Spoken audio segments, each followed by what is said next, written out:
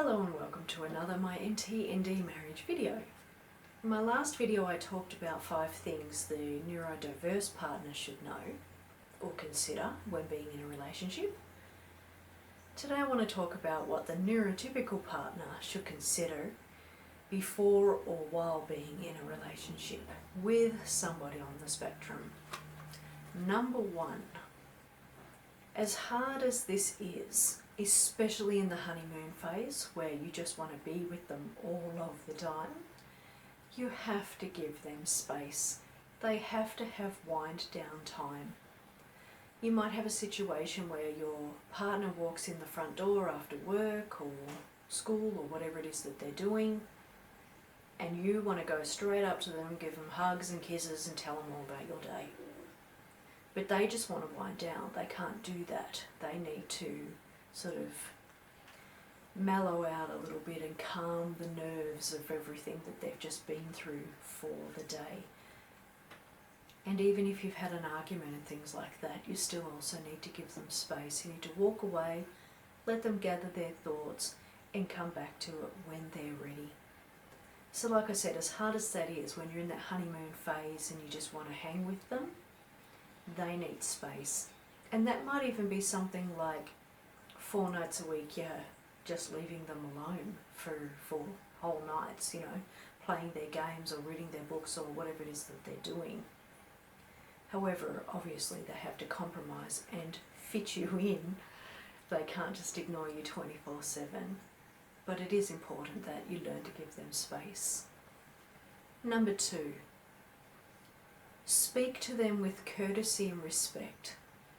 I know that's really, really hard, especially if you have a husband like mine who likes to critique, fault find and kind of say these mean and inappropriate statements.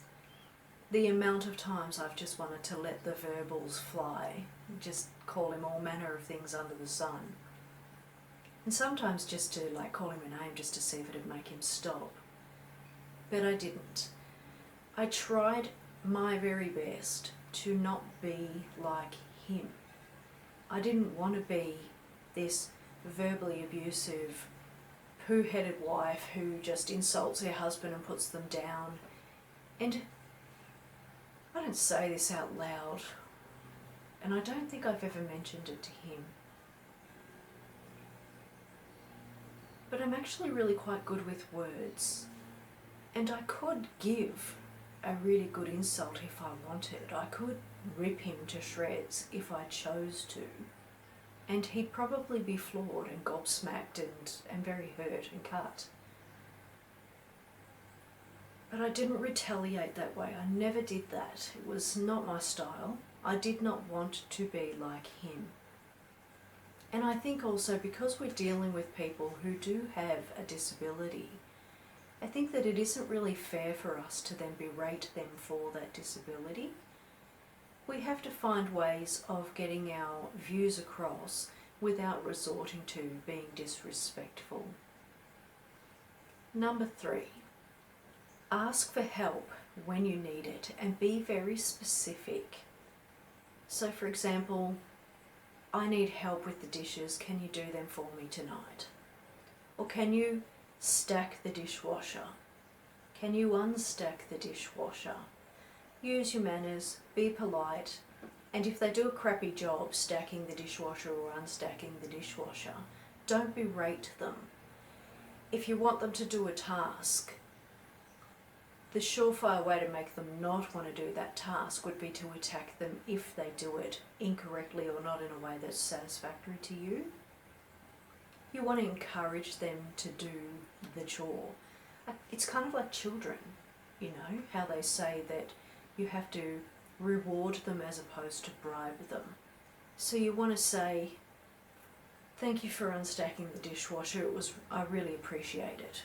Even if you then look in the cupboard, as happens here, and everything's in the wrong spot, you're just kind of thinking, well, that doesn't go there. And how is it that in the 15 years we've been together, you don't know that that doesn't go there? But you don't lead with that. You just keep that thought to yourself and you just say thank you. and be direct when you want their help with something. And if they're kind of shoulda, coulda, woulda or gonna, you know, like, yeah, I'm gonna unstack the dishwasher and they never do, ask them for a time when they're going to do it, or give them a time of when you need it done by. So for example, you might need it done by 9 o'clock that night so that you can do the next load of dishes. Or you might even need them to take the dishes out so that they can do the next load of dishes. But either way, you need to be specific about what help you need and when you need it done by. And always, thank them. Number 4. This one did take me a while to get my head around, mainly because I didn't know he was on the spectrum, and then when I knew he was on the spectrum, it was certainly something I needed to consider. And that is to understand that there just are some needs that are never going to be met. Some of the things that I really wanted in this relationship were for him to stop being so angry, for him to stop blaming me for his outbursts, and for him to stop fault finding. I would have liked compliments instead of fault finding, like, I'm so glad that I've married you, you're a really cool wife, you're a really cool mother, you're a great cook, you're really good at the garden, etc., etc. But I definitely did not want him critiquing and fault finding and saying silly things like, do you think you do a good enough job? Oh hell yeah, I do more than a good enough job. Thank you very much. But there are just some needs that he's never going to be able to meet. So for example, he's never going to be really affectionate and sort of sexy and sexual and things like that. They're not his cup of tea. He's never going to be big on the compliments. He'll give me the odd one here and there, but it's not going to be something he's doing a lot. He's not going to be able to really delve into conversations in a way that I want. And quite often I'll go up to him and start a conversation only to find he's not paying attention. And that's all there is to it. He's not paying attention. He's not going to pay attention. You know, I can sort of say to him, hey, can you put the phone down for a minute? I need to talk to you about something. And that's fine if there's something, you know, important that we need to talk about.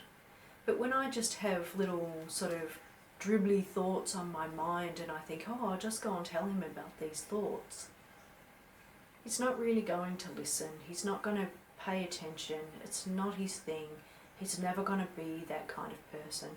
So I just have to deal with that and not go and share those little dribbly thoughts with him. Number 5, you have to live your life with them like you're single. Before I met him, I was really independent and I went out with friends and all of that kind of stuff. I had my own life. I did my own thing. I worked, I had friends, I had family, I had hobbies, all of that. And when he came along, I sort of slowly stopped doing them because you're in that honeymoon phase where you want to spend all that time with them. So I started doing things like not going to that hobby and saying no to that outing and things like this. Years later, I let all that go and now I'm refinding that side of myself because I'd invested so much in this relationship and trying to make it work that I forgot about my own mental well-being and caring for myself. So I say to anybody embarking on this relationship, from the get-go, take care of yourself, look after yourself, do fun things that you enjoy, treat it like you are single and maybe you just live with a housemate, because they're never going to be that really sort of warm, affectionate, neurotypical, all over you kind of guy. It's never just going to be how it is. I mean, in saying that, I will admit that there probably are clingy, autistic people. There'd have to be, because we all have different personality types.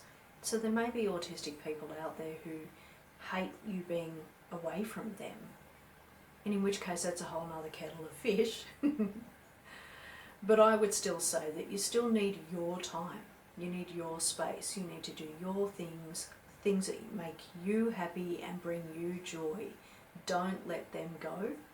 I found within myself they were the first things that started to be let go, and now I sort of regret that and miss those things. So straight up, look after yourself and make sure that you're enjoying your life regardless of them and what they're doing and bringing to the table or not.